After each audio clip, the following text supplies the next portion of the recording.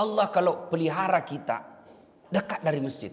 Makanya bapak-bapak yang mau kirim anaknya sekolah kemana, cari tempat tinggal yang dekat dari masjid.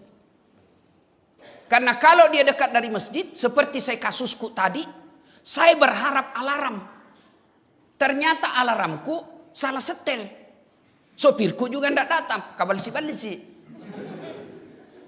Untungnya rumahku di situ, di Geraha. Orang betul-betul dikuncingi telinganya dengan setan itu kalau tidak dengar itu Hasan. Hasan tak bangun nggak? Mak damijah terlambat mak ini. Ternyata masih ada 30 detik Hasan komat. Bagus itu kalau masjid dekat dari rumah Pak. Paling tidak dia dengar ceramah. Dia sepaham atau tidak nah dengar itu ceramah kalau pagi-pagi nak putar di menara. Apalagi dia malu kalau dia tidak ke masjid. Ini coba lihat anak-anak tak. Coba kalau dia jauh dari masjid ini. Tidak datang dia di sini masjid. Tidak tahu bapaknya. Ayo toh. Saya ini Pak.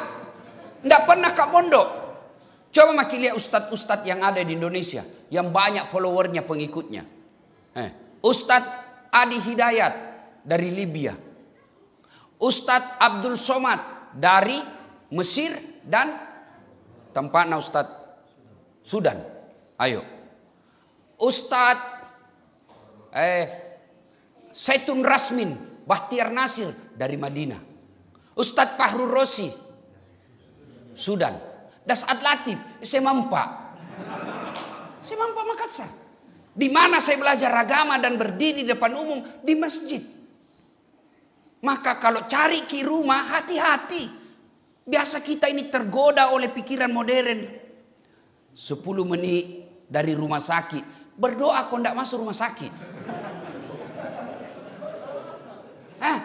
10 menit dari bandara. Tiap hari kau mau pergi bandara. Apa kerjaan penjual sayur? Alah mau apa dekat bandara? 10 menit dari mall. Mau kau pergi mall tiap hari? Yang bagus 10 menit dari masjid. 5 menit dari masjid.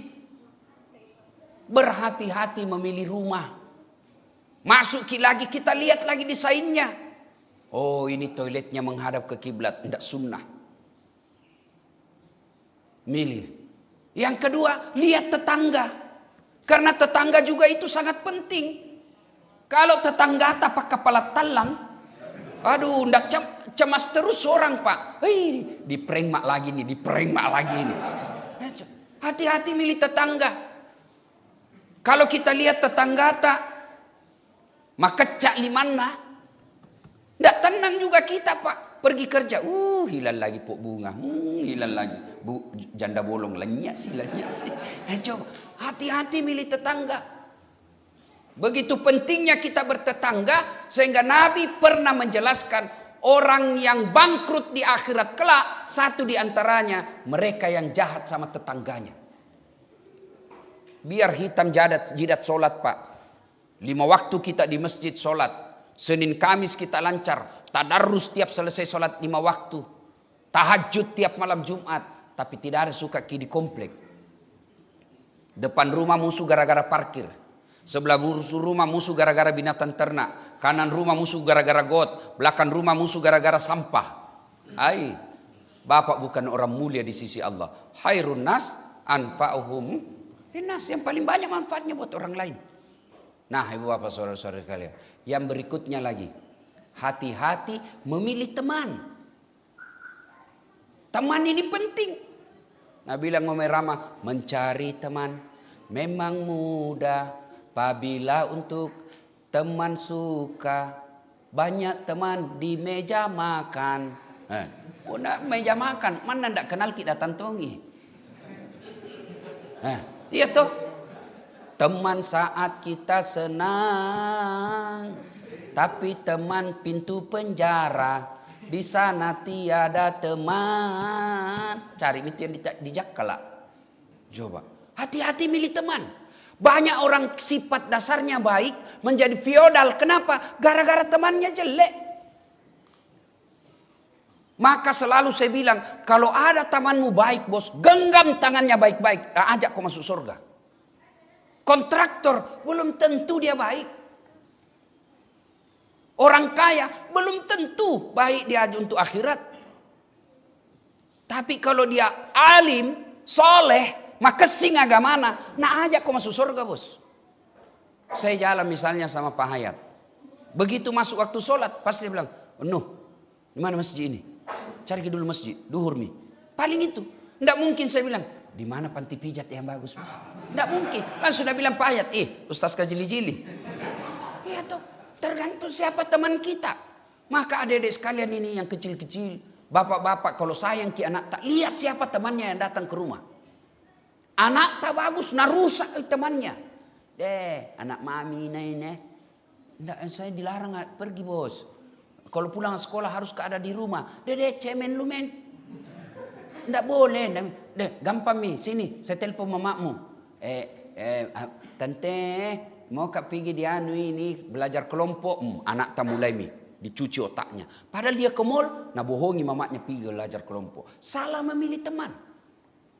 Makanya menurut saya salah satu kesuksesan Rasulullah dalam dakwah karena dikelilingi oleh 4 teman utama beliau, sahabatnya. Kalau ada pejabat di sini, sayang sekali mantan pejabat wali kota dia ada di sini. Coba masih ada wali kota. Nah itu bagus itu. Jadikan ini 4 karakter sahabat Nabi. 1, Abu Bakar Siddiq. Abu Bakar Siddiq meskipun dia senior, meskipun dia tua, tapi bicara soal kebijakan luar biasa. Dan Umar sendiri mengakui ketika wafat Abu Bakar kan Umar selalu meneteskan air mata mengingat hebatnya Abu Bakar. Dia bilang luar biasa Abu Bakar. Belum tentu saya bisa seperti kamu. Yang kedua, Umar bin Khattab digelari Al-Faruq. Tegas, tidak ada istilah. Kalau salah kok. Nah itu Al-Faruq. Yang ketiga Utsman bin Affan. Kaya tapi dermawan. Kalau kaya pelit jangan. Nah kasih sakit hati. Kaya dermawan. Apalagi kalau dia kaya pelit serakah. Bekas solang ini. Kalau dia cuma kaya pelit belum merusak orang pak. Tapi kalau sudah serakah, merusak orang. Kenapa? Karena dia selalu pikir bagaimana diambil barangnya orang. Itu serakah. Utsman bin Affan habis hartanya untuk dakwah. Yang ketiga, Ali bin Abi Thalib. Dia anak muda yang brilian, cerdas. Nah, adik-adikku cari teman 4 karakter seperti ini. Hati-hati memilih teman. Karena teman bisa menyesatkan kita. Maka Nabi memberikan ilustrasi. Ilustrasi sederhana. Coba kita lihat. Kalau engkau kata Nabi bersahabat dengan penjual parfum. Kalau kau tidak dapat parfumnya, kau dapat aroma harumnya. Kalau kau bersahabat dengan pandai besi, kalau tidak nak kena kau apinya, kau dapat hawa panasnya. Dan tidak cukup sampai di situ untuk membahas Islam soal sahabat. Di padang mahsyar kelak ada 7 golongan orang yang dilindungi. 1 di antaranya mereka yang bertemu dan berpisah karena Allah, bersahabat karena Allah, bukan bersahabat dengan kekuasaan, bersahabat dengan kekayaan, tapi dia bertemu dan berpisah karena Allah. Mudah-mudahan kita semua di dalamnya. Amin. Kalau orang bersahabat karena agama, dia tanpa pamrih. Maka beruntung saudaraku ketika ada sahabat kita yang mengajak kita kepada kebaikan. Beruntung bapak-bapak ibu yang masuk grup suling. Subuh keliling. Mana pernah kita bahas yang jelek-jelek di grup itu? Coba kalau grup lain. Baku maki-maki gara-gara politik. Cebong sama kampret sampai sekarang tidak baku baik. Baku hina di grup. Kita disuling. Paling kita cerita-cerita poligami. Itu pun karena tidak ada yang berani. Maka ekspresinya hanya di grup. Ajak orang sholat. Maka orang yang berhati-hati dalam memilih sahabat, insya Allah jauh lebih aman dan selamat daripada orang yang ceroboh memilih teman. Milih teman itu Pak gampang sekali. Kita lihat saja kalau dia sholatnya bagus, harapan itu, insya Allah. Kalau dia akhlaknya baik, tidak suka memaki, tidak senang berbohong, baik itu. Dia tidak senang tempat-tempat yang membuat potensial berdosa, alhamdulillah sudah bagus itu. Kalau saya paling utama yang saya lihat sholatnya dulu.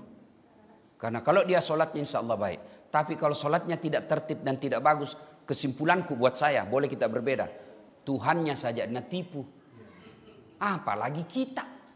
Nah ibu bapak saudara-saudara sekalian. Berikutnya berhati-hati memilih pemimpin. Tapi karena waktu sudah tengah matahari, insya Allah lain waktu dan kesempatan kita lanjutkan ini. Ya.